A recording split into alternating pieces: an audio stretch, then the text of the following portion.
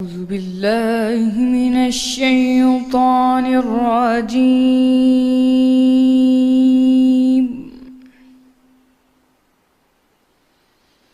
بسم الله الرحمن الرحيم.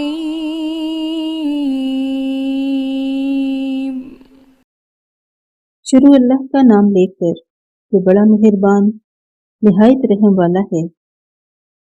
محمد مصطفیٰ ترش رو ہوئے اور منہ پھیر بیٹھے کہ ان کے پاس ایک نابینا آیا اور تم کو کیا خبر، شاید وہ پاکیزگی حاصل کرتا یا سوچتا تو سمجھانا اسے فائدہ دیتا۔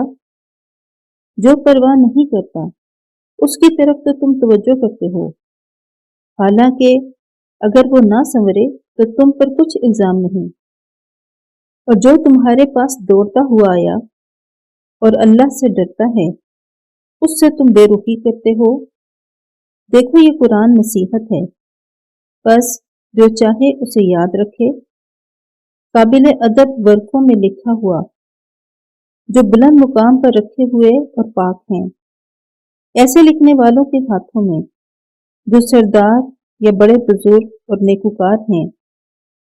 انسان ہلاک ہو جائے کیسا نہ شکرا ہے، اسے اللہ نے کس چیز سے بنایا؟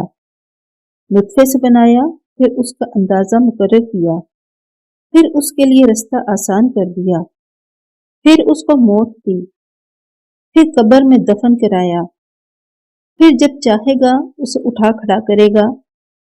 کچھ شک نہیں کہ اللہ نے اسے جو حکم دیا اس نے اس پر عمل نہ کیا، تو انسان کو چاہیے کہ اپنے کھانے کی طرف نظر کرے۔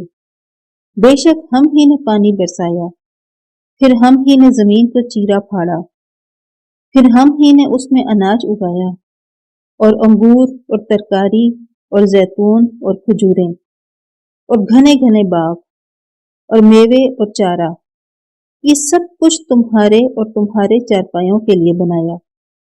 تو جب قیامت کا غل مچے گا اس دن آدمی اپنے بھائی سے دور بھاگے گا، اور اپنی ماں اور اپنے باپ سے، اور اپنی بیوی اور اپنے بیٹے سے۔ ہر شخص اس روز ایک فکر میں ہوگا جو اسے مصروفیت کے لیے بس کرے گا۔ اور کتنے منہ اس روز چمک رہے ہوں گے، خندہ و شاداں، یہ نیکوکار ہیں، اور کتنے منہ ہوں گے جن پر گرد پڑ رہی ہوگی، سیاہی چڑھ رہی ہوگی، یہ کفار بد کردار ہیں۔